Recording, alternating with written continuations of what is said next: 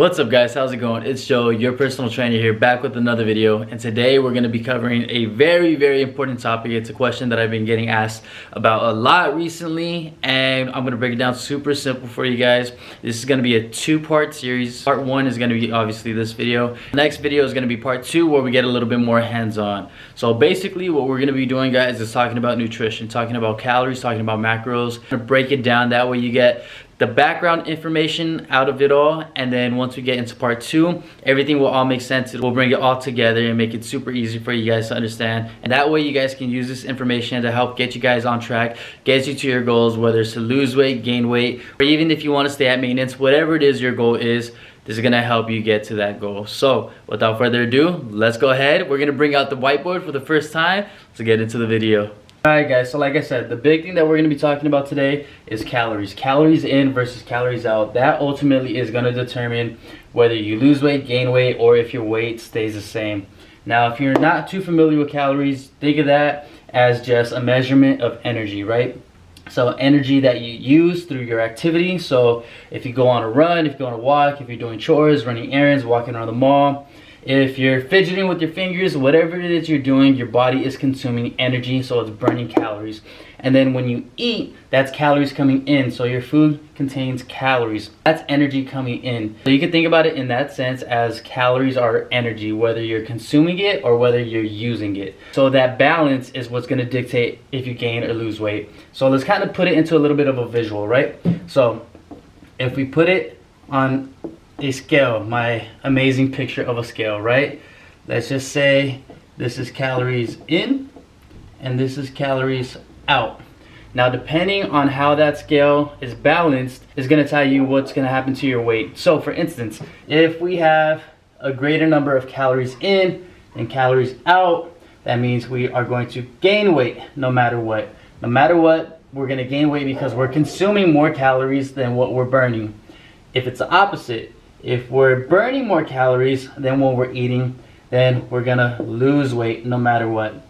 And then to the final one, if those two are the exact same, if we are consuming the same amount of calories that we're burning, then we are going to stay the same. Our weight is not gonna change. So to make it as simple as possible, this is basically how you're gonna tell what's going to happen to your weight. If you're losing weight, it's because you're in a calorie deficit. You're burning more than what you're eating. If you're gaining weight, it's because you're consuming more than what you're eating. And if your weight isn't changing, that means you're right there at your maintenance phase. So now let's go to the next part. So now we're going to come this way and start talking about what makes up a calorie, right? Most of you guys are probably familiar with these terms: proteins, carbs, and fats. Calories are measured in these three categories. These three categories are called macronutrients. So these macronutrients are measured in grams. So 1 gram here, 1 gram here, 1 gram here. Each one of these has a different calorie content per gram. What I mean by that is for every 1 gram of protein, it's gonna equal you 4 calories. Same thing with carbs. For every 1 gram of carb, you are going to get 4 calories out of that. Fat, they're the outlier. You get 9 calories out of every gram of fat. So as you can see, fat, you do get a lot more calories per gram than if you were to have like 2 grams of protein or 2 grams of carbs or whatever the case, you know? So to put this into perspective, right? Let's say we go through our day and we consume 100 grams of each, right? Just to make it super simple for the example. So if I'm consuming 100 grams of each, I'm just going to multiply it by 100 with however many calories it is per gram. So proteins is 4 calories per gram. So when we multiply that by 100, we get 400 calories. Same thing with carbs. For every gram, it's 4 calories. So if we eat 100 grams of it, we are getting, again, 400 calories. And then fats, being the outlier, they're higher in calories. For every gram, it's 9 calories. So if we eat 100 grams, we are going to be taking in a whopping 900 calories in fat. So what you do at the end of the day is you add these three numbers up to give you your total, which comes out to 1,700 calories per day. Now, once you get this number right here, then you plug it into your scale, right? So this would be your calories in. Let's say we're burning 2,000 calories a day. So 1,700 is what we're taking in. 2,000 calories is what we're burning. With this, we will be burning more calories than what we are eating, so that means we will lose weight. Let's say we are only burning 1,600 calories. So we're still eating 1,700 calories, but we burn 1,600 calories. That is less. We are taking in more food than what we are burning. So we are going to gain weight.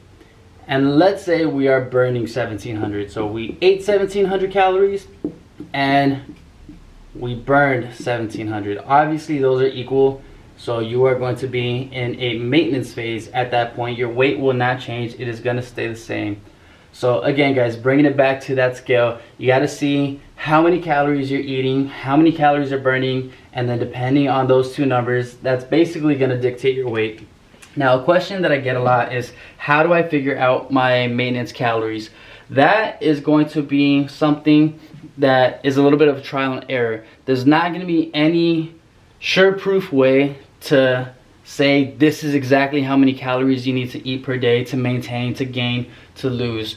It's going to be a little bit of trial and error. You can take your best guesses, but ultimately it's going to take a little bit of trial and error to see 100% how many calories you need to be gaining weight, to be losing weight, or to be at maintenance. So the easiest way to tell where you're at, if you are in a surplus, which means you're gaining weight, if you're in a deficit, which means you're losing weight, or if you're at maintenance, which means you're the same, the easiest way to keep track of all that is, at least for those couple weeks that you're testing it out, eat the same foods, eat the same quantities, keep everything the same as possible, and keep track of your weight.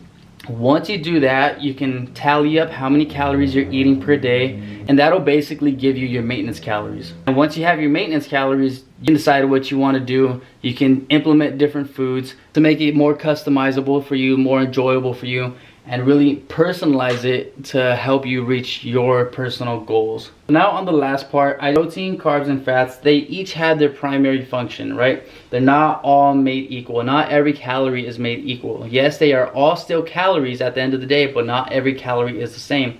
The body utilizes each calorie differently. So, for instance, proteins. Calories that you consume from protein are primarily used to basically build muscle. You know, when you're training, all these things that you're doing, protein is going to be your building block of muscle.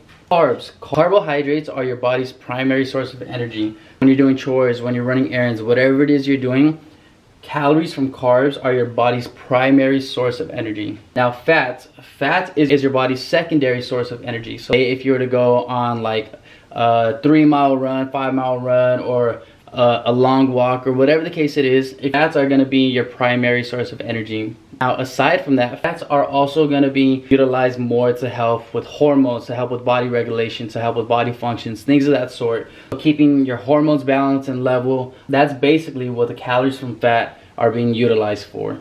Alright guys, so that's basically going to cover part 1 of this 2-part series where we go over the back end information, where we start learning really what a calorie is, what they're used for, and how to understand why it is we're either gaining weight, losing weight, or if we're not seeing any results at all. So if you guys enjoyed this, if it helped you out, make sure to stay tuned for part 2. We're going to get a little bit more hands-on. I'm going to show you exactly how to measure out your food now that you have your calorie intake, now that you have your numbers for your macronutrients, all that stuff. So now you have an idea of how to go about your calorie intake.